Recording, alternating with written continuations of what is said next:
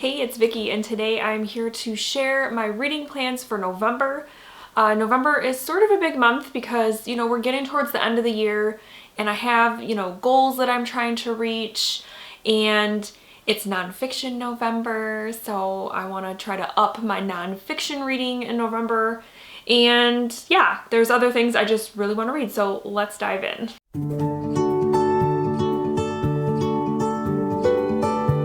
Okay, so for Nonfiction November, I am hoping to read 3 books. At least I'm putting 3 on my TBR. Hopefully, maybe I'll be able to read even more than that.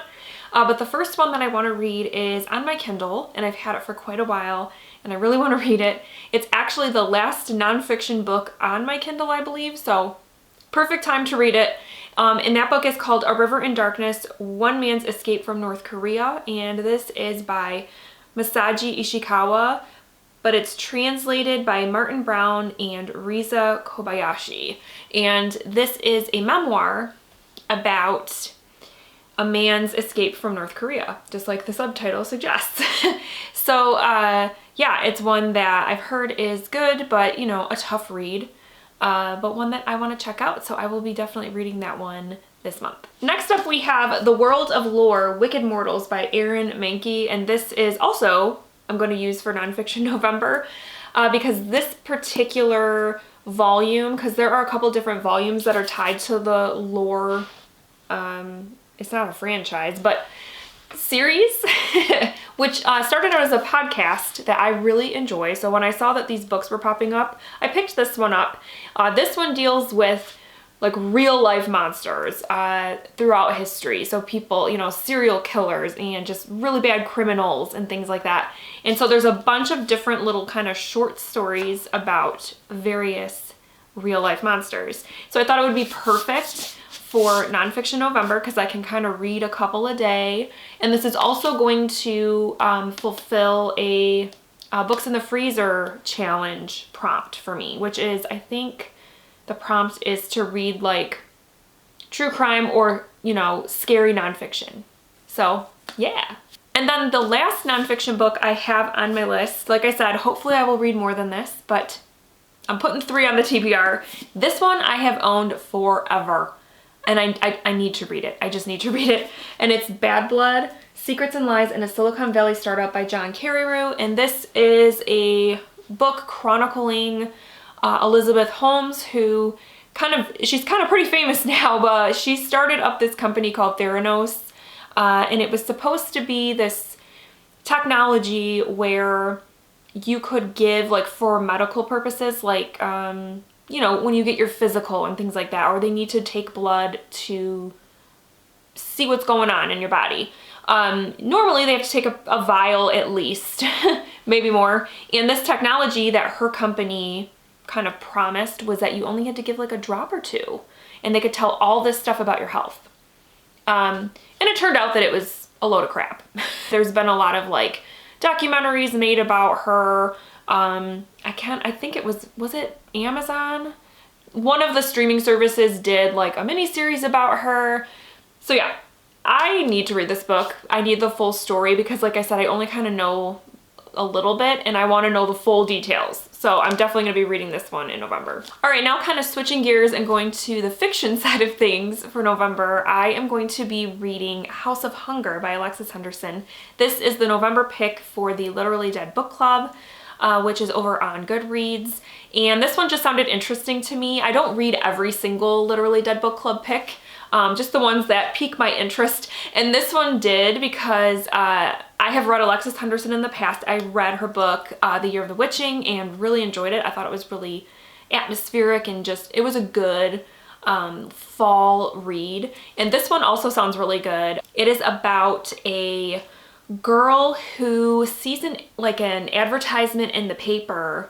She's living in sort of like a slum area, poor, struggling, and she comes across this ad in the paper to be a blood, I can't remember what the term was, to be like a companion to this person where they would drink your blood, like vampire type stuff.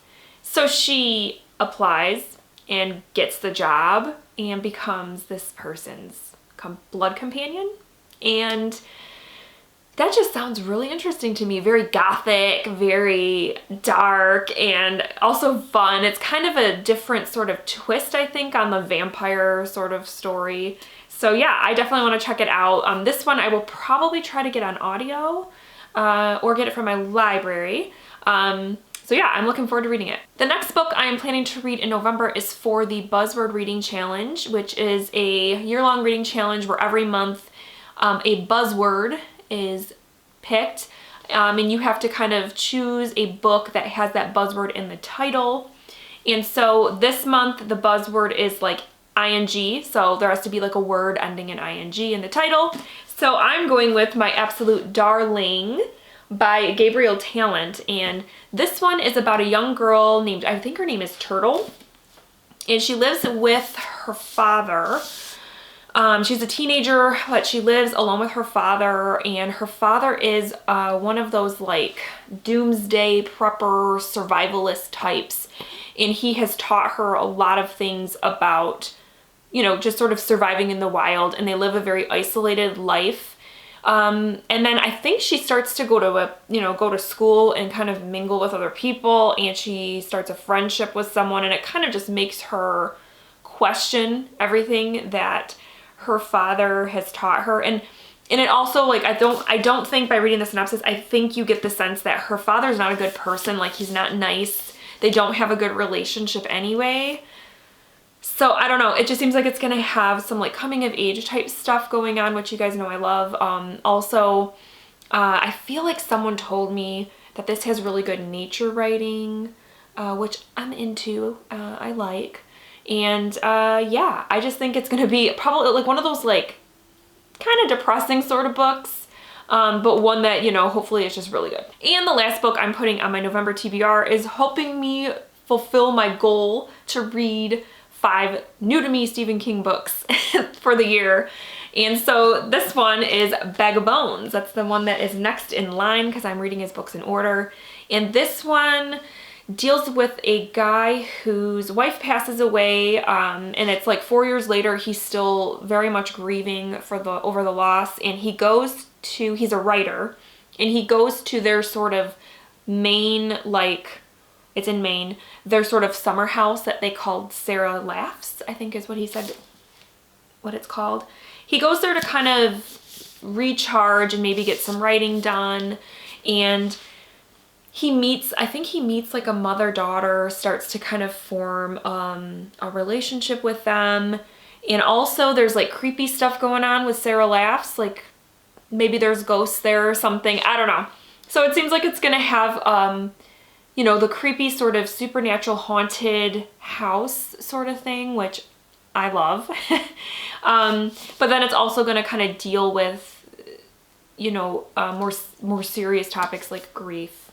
And yeah, so I haven't heard, I've heard of people reading this, but it's definitely not one that like I hear a ton of people talk about. So I'm looking forward to it, and hopefully it's good. Alright guys, so those are my reading plans for November. Like I said, I'm trying to get through some nonfiction. I've got some book club reads, some books that are going to help me reach my goals for the year. So let me know down below if you're taking part in Nonfiction November, if there are any nonfiction books that you are planning to read, and just let me know in general just what you're reading, because I would love to know.